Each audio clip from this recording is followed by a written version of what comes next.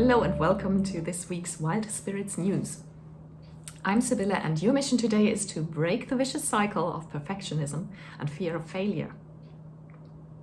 You see, I have very diverse coaching clients, but what they almost all of them have in common is that they feel like they somehow fail at life. I spend a lot of time just reassuring them that they're doing well.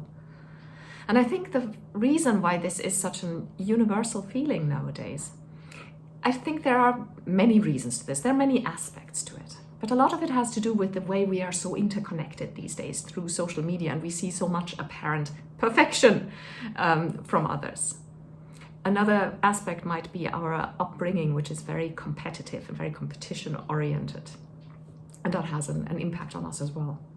So, like I said, today you learn how to break, your mission is to learn how to break that vicious cycle of perfectionism, fear of failure, and security thinking. Task number one is, where does our perfectionism come from? Like I said, I think there are several aspects at work, and one of them is the way we are brought up in a very competitive way. Think about it. In school, it was who's top of class, who is best, who has the best grades, who's the fastest runner in sport, this kind of thing. We are also taught, and again, this is in our school system, we are taught to fear mistakes. How are exam papers graded? It's by the number of mistakes you make in the quiz. And the number of mistakes lowers your grade. So obviously you fear mistakes, you think there's something bad. By the time we reach adulthood, we are afraid of making any mistakes, of setting one foot out of line. And we also constantly compare ourselves to everyone else. Now, this was good and well for our parents or grandparents' generation who had maybe their neighbors to compare themselves to, or that the neighbor had a bigger car or something like that. It was a relatively small group of people. Or maybe they had colleagues at work that they might have compared themselves to. Nowadays, we, through social media, are connected to hundreds of people whose apparently perfect lives we can compare ourselves to. Plus, we have access to celebrities like we never had before, to their photos, to their Instagram and all the rest. And so it's really no wonder that we feel like we don't measure up. Task number two is learn to recognize the consequences of this perfectionism. Because there are some consequences that might not be obvious at first, that they actually are connected to this. And it's very important that you're aware of how far the consequences of this actually go and how far they reach into our lives. So this is a separate task. I'll give you a couple of ideas and you might get the gist and maybe come up with even other ones of your own. So what is a consequence of this perfection thinking, this competition thinking, and this fear of failure? So security thinking. We like to play it safe, and that means playing small.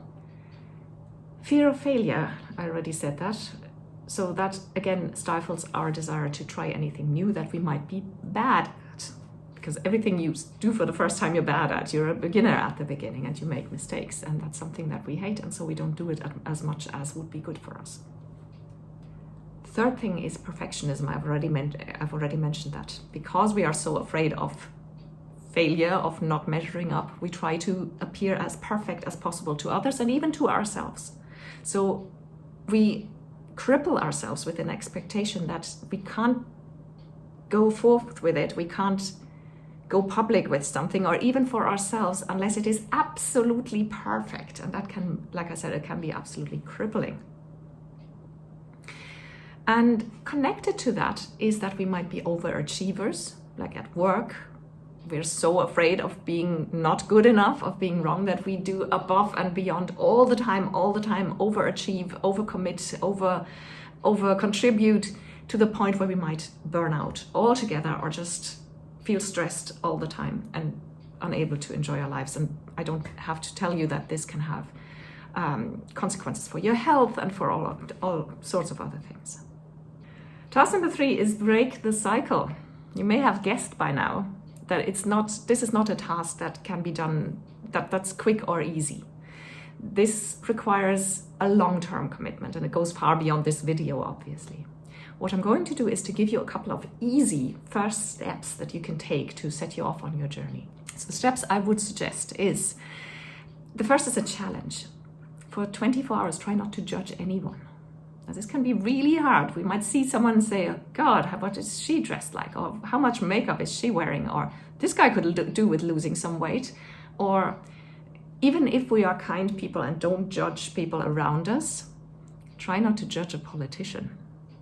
I mean, come on, politicians. Some of them we know are criminals. It's really hard not to judge them. So in that case, like I said, 24 hours, make it 48 or an entire weekend or a week, because this has a huge impact. And for that time, try not to expose yourself to much news about politicians, because that is really hard to not judge them. Just step away from all this for a while and see what a difference this makes to your peace of mind and to how you feel about yourself. Because obviously if you don't judge, you can't judge yourself either. The second suggestion is to meditate on the concept that everything that lives is worthy. Now, if you're not used to meditation, think you can't do it, don't panic. You don't have to, this is not a skill you have to learn or anything. Just light a candle or get comfortable, play some quiet music, and just set yourself a timer for 10 minutes and just sit there contemplating this concept. The concept that every living being is worthy just by existing, without doing anything, without achieving anything, just because it's there. Like a baby, it's born, it hasn't done anything, but you think it's worthy of being there, right? The third suggestion is to look to celebrate other people's success. Because all this perfectionism and this competition thinking and us feeling like we don't measure up also leads to, if somebody we know has a big success, rather than being happy for them, we can feel like this makes us even smaller. It can make us feel bad, even angry and resentful sometimes. So make a conscious effort to help people celebrate their successes. And notice your feelings during that. It's like I said before in other videos, negative feelings aren't bad. Don't judge yourself again. If you feel resentful or angry or like you're small or a bit contracted, breathe through these feelings, allow them, let them be there, and let them pass through you and they go away. And then again, consciously look for ways to celebrate that person's success with them and see what that does for you, whether you maybe after a while can be genuinely happy for everybody else. And the last suggestion is to take a break from social media.